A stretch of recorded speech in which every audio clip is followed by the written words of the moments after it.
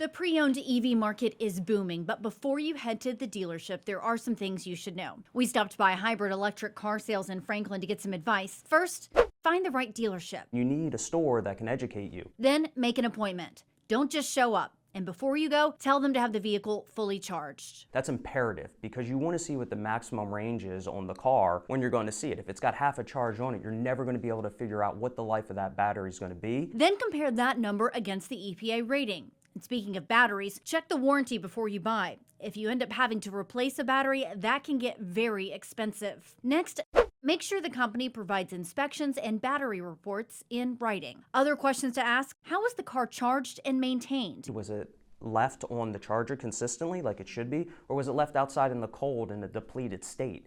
That can be bad for the car. Also, was the car supercharged a lot or level 3 charged? That degrades the battery significantly.